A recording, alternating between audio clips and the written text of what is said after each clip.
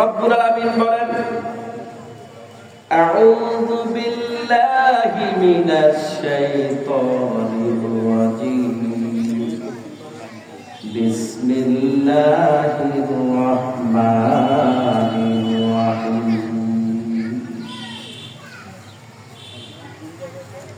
وإذ قال لقمان لابنه وهو يعظه يا بني لا تشرك بالله إن الشرك لظلم عظيم।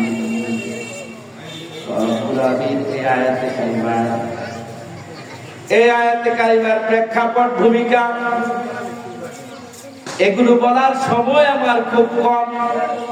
এই আয়াতে কারিমায় রব্বুল আলামিন হযরত লুকমানের কিছু কথা তুলে ধরেছেন।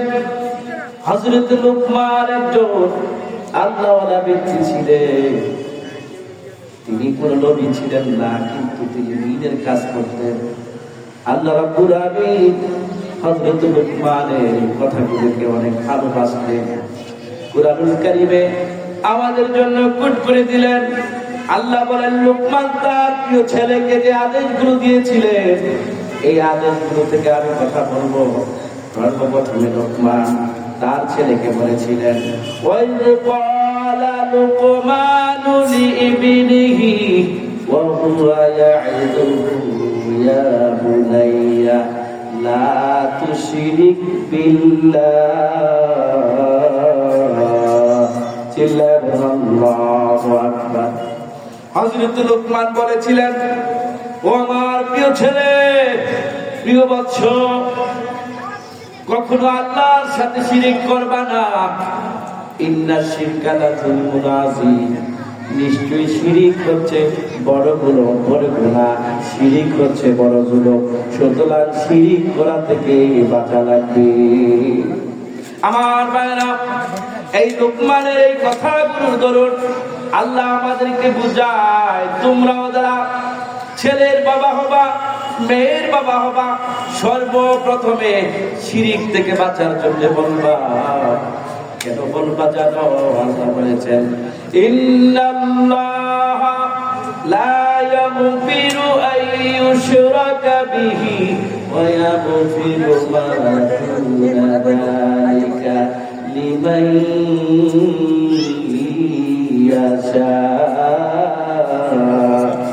আল্লাহ বলেন, নিশ্চয়ই আল্লাহ সুবহানাহু ওয়া তাআলা জীবনের সব গুনাহ খাতা মাফ করে দিতে পারে ইচ্ছা করলে, কিন্তু তিনি শিরকের গুনাহ মাফ করবেন না। আমার ভাইরা, শিরক হলো আল্লাহর সাথে কাউকে অংশীদার স্থাপন করা। আমি যদি শিরক সম্পর্কে বলতে চাই, বহু আলোচনা রয়েছে। আমার ভাইরা, আল্লাহ রাব্বুল আলামিন একজন। এজন্য কবি বলেন, আচ্ছা মানুষ বলো দেখি রাত্রি কেন কালো, সূর্য বলো কোথা হতে পাইল এত আলো, দুধ কেন এত সাদা, মরিচ কেন জাল, আমগুলো পাকলে বলো কেমনে হয়ে তালাক, পশু পাখি কয় না কথা, মানুষ কেন কয়, বলো মানুষ এসব কিছু কেমন করে হয়, ভাবি আমি এসব মহান প্রভুর দান, নত শিরে সেজদা কর ওহে মুসলমান। আরে ফুলগুলি সব নানান রঙের কেমন করে হয়, পাতাগুলো সবুজ কেন ফুলের মতো নয়, দিনগুলো সব একই রঙের পার্থক্য নয় মুঠে, সাদা কালো বাচ্চাগুলো কেমন করে ফুটে, আমরা সবাই বাস করি এক পৃথিবী রঙে, হাতের লেখা মুখের চেহারা মিলে না কারু সঙ্গে, আর মিলে না কলমের সই বুড়ি আঙ্গুলের টিপ, আল্লাহ তাআলা একজন আছে তাহাই হইল ঠিক। ঠিক কিনা বলেন আমার ভাইরা? এজন্য শিরকের গুনাহ করা যাবে না। শিরক, নিশ্চয়ই শিরক একটা বড় জুলুম। হযরত লোকমান বলেন, ওয়াজ করলেন, ইয়া বুনাইয়া লা তুশরিক বিল্লাহ, ছেলেরে আমার কখনো শিরিক করবা না। ইন্নাশ শিরকা লাযুলমুন আযীম, নিশ্চয়ই শিরিক হচ্ছে বড় গুনাহ। আমার ভাইরা, এর পরবর্তী আয়াতে আল্লাহ বলেন, ওয়া ওয়াসাইনাল ইনসানা বিওয়ালিদাইহি হামালাতুহু উম্মুহু ওয়াহানান আলা ওয়াহানিন ওয়া ফিসালুহু ফি আমাইনি আনশকুর লি ওয়া লিওয়ালিদাইকা ইলাইয়াল মাসীর।